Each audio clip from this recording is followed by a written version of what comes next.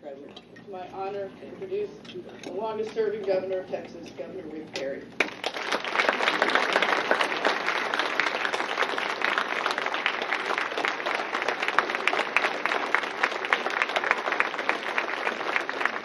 Thank you, Bettina. Thank you. Good afternoon, Florida, the Panhandle. I came here for the first time the summer of 1971 as a young cadet at Texas A&M. Somebody how many electrical engineers in the room? Can you come up and work on this just a second? Cut that off. There you go. I can unplug it. I know that'll work. There it is. Thank you, sir. Thank you. Give him a hand there. The electrical engineers in the room. Anyway, I came here in 1971 as a young cadet from Texas A&M on my way to summer camp, General. And we were here for the boys from BMI, BPI, the Citadel, Norwich Academy, and the beloved Texas A&M. And we came here. This was the major ROTC programs in the country came and did their summer camps together. And we all did it that way because we already knew how to march and make beds. So we had that pretty much covered. And came over here, and I got exposed to a part of the United States that I had never seen before, I did not know existed. One of the most beautiful places I had ever been in my life. That, from Fort Walton Beach down to Destin, if there's a prettier place in America, I don't know where it is. You all are blessed to live in this beautiful place. So anyway, it was a great and extraordinary summer, and General, it was when I learned a great lesson. We went over to the Ranger School. They took us young Air Force cadets through the Ranger program, and this was a very abbreviated program. But at the end of it, our Air Force captain stood up, and we stayed out in the brush and in the bush and in the water, and we were waterlogged. And you know, the last 48 hours, we were awake doing our dead reckoning program, and it was over with. And the captain said, if you boys didn't learn anything, you learned that you didn't want to be in the Army. So, hey, speaking of, how many veterans are in the crowd here? I know there's going to be 12 lot of veterans in this audience. And thank you for your service. My father instilled in me this extraordinary love of this country and of public service. My dad was a 19-year-old tail gunner on B-17s in the fall of 1944, flying out of East Anglia. He flew 35 missions over Nazi-held Germany. As a matter of fact, I called him this last Christmas. I said, Dad, where were you 70 years ago today? He said, I was flying over the Battle of the Bulge, son. And I want to say, Samuel, stand up just a second. Let me say, Sam was there.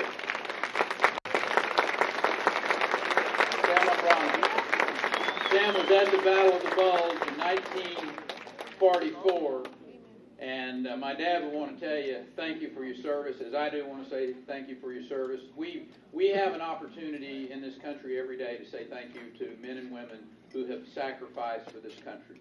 Men and women who, when this country asked them to serve, they held their hand up and said, here am I, send me. And one of the reasons I'm really still engaged with public service is because of individuals like Sam, like so many of you in here, and not just the men and women who serve, but their families. Because this is truly, this isn't about just those that have served. It's also about the families that are impacted. We've been at war for a decade plus in this country. There are thousands of young men and women who are being ill-served, I will suggest to you, by our Veterans Administration. And one of the things that we as Americans have to stand up and say is enough.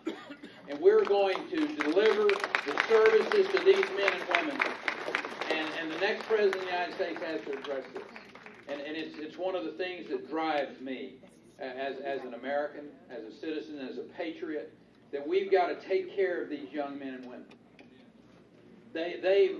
They honorably serve, they sacrificially serve. And it's up to us as citizens to proclaim across this country that we will deliver to them the services, the promise that we made to them. And it really goes back to the core of who we are as a people. You know, there's a little pessimism going on in the country today, and I tell people, I said, you know, I kind of understand that. I understand why there's a bit of pessimism out there. You see 1 out of 10 of our citizens, they're either unemployed, underemployed, or you've completely given up any hope of finding a job. 1 out of 5 children in this country live in a family that's on food stamps. And I understand economically, I mean, the president talks about the economy and the recovery. As a matter of fact, during his State of the Union address, he was talking about this great recovery that had occurred. And I'm thinking, well, he's been paying attention. He knows that since he became president, that 1.5 million jobs were created in my home state. And while the rest of the country lost 400,000 jobs, Texas created 1.5 million jobs from the end of 2007 through the end of 2014. And the president is about to publicly say, and I want to give a shout out to Texas for this economy and the recovery that we've had in this country. Maybe not. But that's the fact. I tell people, I said, listen, I know this country can get back on track economically. Because for the last 14 years, I've had the extraordinary privilege to govern a state that has made an extraordinary impact on America, on the citizens that live in that state. There are people that call this the Texas miracle. And I tell folks, I said, actually, it's not a miracle. A miracle I can't explain. This I can explain. We put policies into place, and they're really pretty simplistic. It's not rocket science. You have tax policy that doesn't take more than needed to run the government, leave more of it in the hands of the entrepreneur. You have a regulatory climate that is fair and predictable, a legal system that doesn't allow for oversuing. Doug, we talked about how the expansion and explosion of the access to health care occurred in Texas over that decade. And it's because we passed the most sweeping tort reform in the nation. We stopped the frivolous lawsuits that were driving the subspecialists and the other physicians and the healthcare providers away from healthcare. And today in Texas, there are 35,000 more doctors licensed to practice medicine in Texas than there were a decade ago, because we put those tort reforms into place. And the fourth item that you put in policy-wise are accountable public schools, which basically translate to a skilled workforce. eBay, Facebook, all of those companies that have relocated and grown in the state of Texas. I can promise you, when Toyota was making the decision last year about relocating their North American headquarters out of California to Plano, Texas, they did their homework. And there was no question whether or not the skilled workforce was going to be there for them. All of these companies that have relocated and moved around. And you know who pays a lot of attention to all of that and has paid a lot of attention to that over the last 4.5 years? Your governor. Rick Scott gets it about economic development. There is not a greater competitor in this country to states like Texas, Louisiana, or South Carolina than Florida. And Rick will be more than happy to tell you that, you know, he's watched Texas for these last years, and he said, you know, it works. And that's the beauty of our system that our founding fathers put into place. You know, Louis Brandeis was this he was actually a very liberal Supreme Court justice. And he said, the states are the laboratories of democracy. And the states, our founding fathers meant for the states to experiment, to try different ideas. And he said, now from time to time, a state's going to make a bad decision and their citizens are going to be not as well served by that. But he said, at least they haven't destroyed the republic. And our founding fathers understood that if you consolidate all that power in Washington, D.C., if you let Washington come up with the ways to deliver health care and say this is the way that health care is going to be delivered now to all the 50 states. For the life of me, why would you want a bureaucrat in Washington, D.C. to decide what your children's educational curriculum is going to be in your schools in Florida? No way. There's no way that you can do that. Nobody is smart enough. We're too diverse a country. Whether it's on health care, or whether it's on education policy, whether it's transportation infrastructure. The idea that one size is going to fit all, that Washington's going to come up with that way to do all of these different things. Our founding fathers were brilliant. When they developed that Constitution, and it took them a long time to sort through all of that. But they understood that the federal government is supposed to do a few things, and do those few things really well, like stand a strong military, like securing the border of this. Wouldn't it be great if the federal government actually did those two things, and did those two things really well? I know a little bit about both of those. Having had the great privilege to serve as a pilot in the United States Air Force from 1972 to 1977. I saw what happened to this country in the late 70s. I saw our military starting to be hollowed out. I saw a president who didn't believe that America's strength and the projection of our strength was that important. I saw an economic... I'm thinking that right now is a reflection of America in the late 1970s. Think about where we find ourselves today. We've got an economy that's on his back and everybody knows it. Well, I think the president even knows it. He just won't admit it.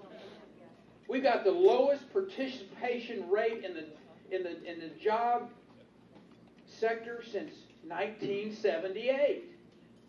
Lowest participation rate since 1978. 78, we had these incredible bad interest rates.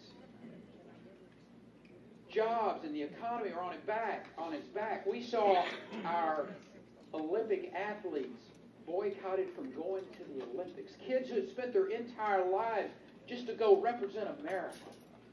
And this president decided he wanted to send a message. I had been out of the Air Force for about 18 months. I was a wheat farmer out in West Texas. And our wheat got embargoed. Wheat became used as a weapon. We were on our backs in this country. We were suffering. We saw Iran and what happened in Iran, General. And our military really hollowed out. We were pessimistic.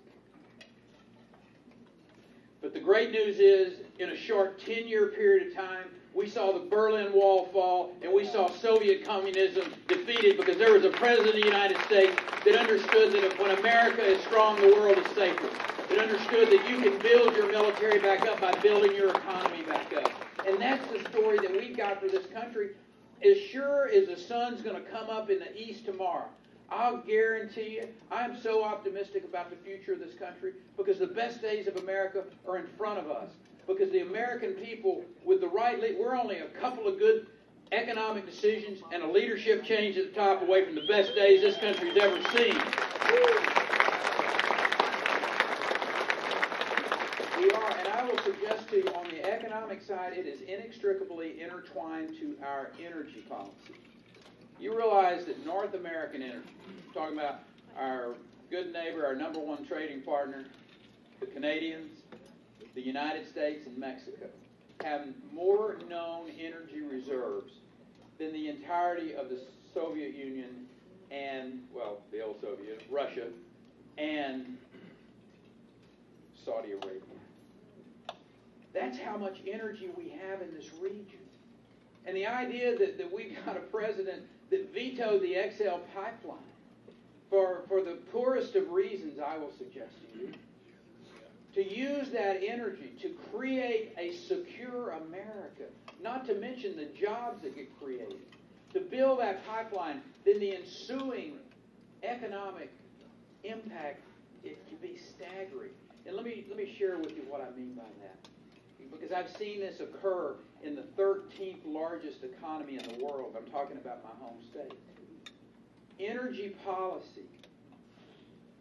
When you have abundant sources of energy, you can drive down the cost of electricity. We had a 40% decrease in energy costs in Texas from 2002 through about 2010. I mean, you have that abundant energy supply like we've got in North America, and you can drive down the cost of electricity. You couple that with good corporate tax policy. When I talk about that, driving down the corporate tax rate. We've got the highest corporate tax rate in the Western world. Drive it down. Not only will it send the message to those that have gone offshore to come back, we'll lift up mid-level wages. Any accountant worth their salt will tell you that you have a 10% reduction in the corporate tax rate, you'll have a 5 to 10% increase in mid-level wages. Every blue-collar worker in this country ought to be looking at the Republicans and say, I'm going to vote for you because you're going to lower the corporate tax rate and you're going to raise the wages. That's our story. We've got a great story to tell out there. We can bring this country's economy back in such a powerful way. A renaissance of manufacturing. Like this country has never seen, like the world has never seen. That's why I'm optimistic about the future of this country. I know that I've seen it happen before. Think about how resilient we are. Think about where we've come from as a country. We lived through a civil war. We lived through 2 world wars. We lived through the Great Depression. We lived through Jimmy Carter. We'll make it through Barack Obama. Our best days are in front of us. There's a little pessimism out there. You know, there's pessimism globally as well. And I understand that. You turn on your TV, you open up a newspaper, you listen to the radio, you get your device out, and see Christian Coptics being led down to the beach in Libya to be murdered.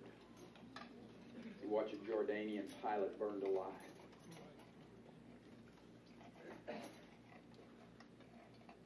You see radical Islamists coming to Garland, Texas to kill people because of their exercise of free speech.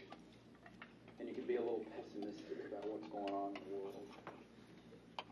But I will suggest to you, just as I'm optimistic about the future of this country economically, I'm optimistic about the future of the world because of American leadership that can and will, I will suggest to you, the best days of this world are ahead of the world when we elect a Republican president in 2016. That's our challenge. That's our goal.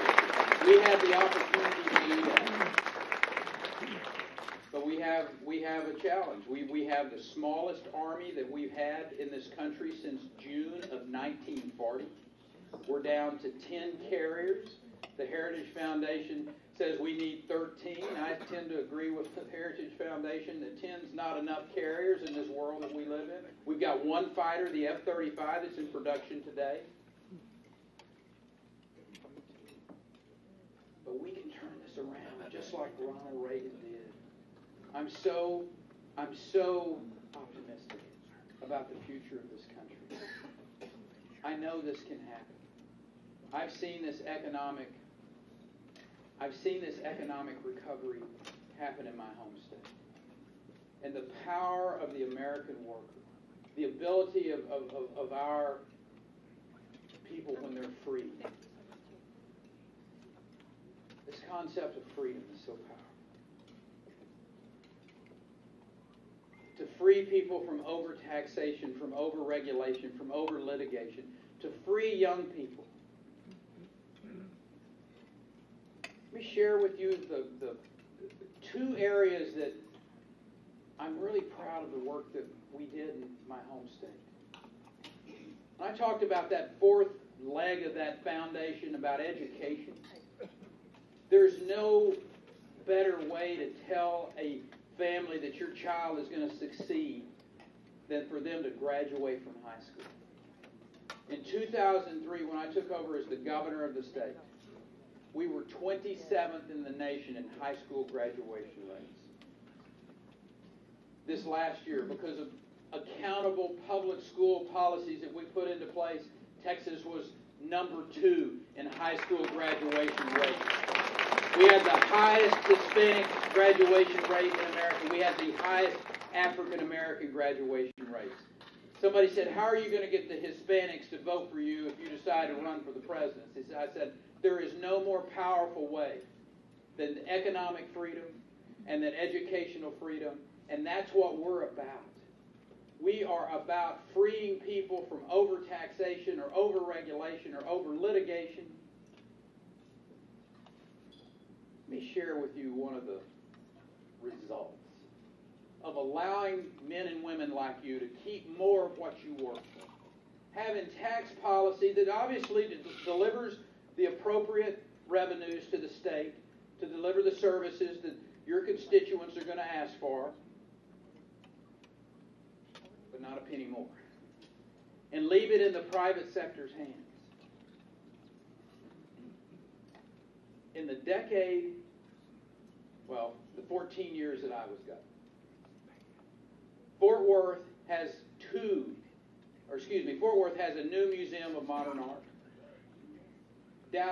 Dallas has 2 performing arts facilities.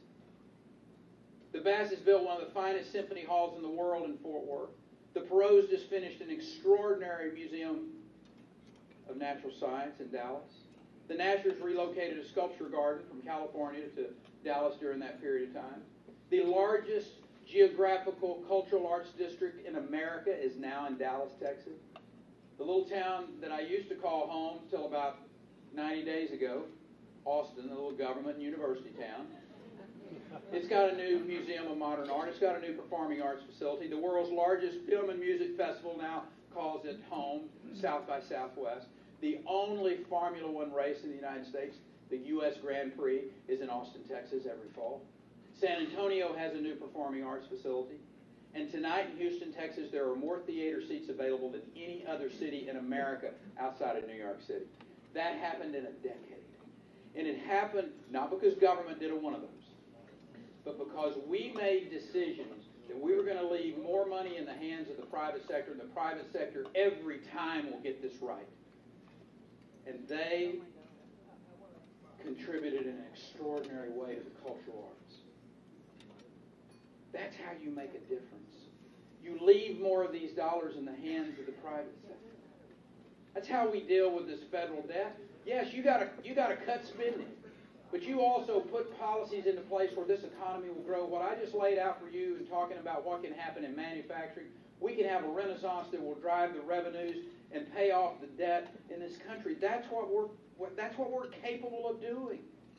We're just a few good decisions and a leadership change at the top of that happening. That's where we are in this country.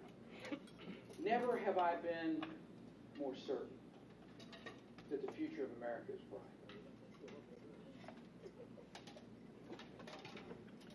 But it's up to us. Sam, what you and your colleagues did for freedom. We have nothing less than that in front of us.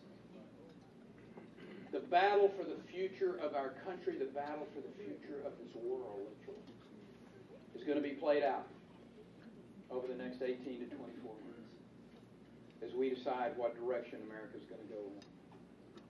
I am so optimistic about that we're going to choose the right direction, that we're going to give our children and our grandchildren great hope. They're going to stand up and when the history books are written, and that there were a group of patriots that stood up and said, we're going to deliver this country for the next generation. You know, in the year 2000, one of the great blessings that I had as a son was to take my father back to his old air base in Great Britain, back to East Anglia, where as a 19-year-old boy, he had been stationed with the 95th Bomb Group. And I took Dad back, and we visited my old base at RAF Mildenhall. We went to London, and Mom got to go over to Wesley Chapel. My mom's a Methodist, so that's a big deal. But we visited the place where my father had some of the most extraordinary events in his life, where he fought for freedom. And I took him across the English Channel to Normandy, to Omaha Beach, for those June the 6th ceremony, Point de Hoc. And as we're standing in that cemetery, this most incredibly powerful place with thousands of white crosses and stars of David. Interestingly, every one of those headstones face west. West across the Atlantic. West to the country that those young Americans had sacrificed everything for. West to an America they loved. West to a country they would never return home to.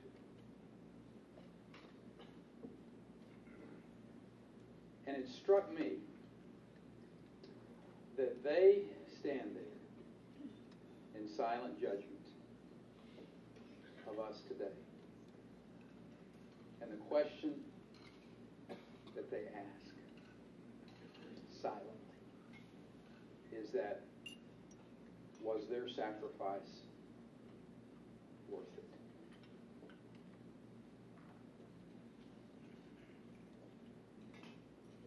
Are we the country that they sacrificed everything for? In November of 2016, let's send the resounding answer of yes, America is still the greatest country in the world.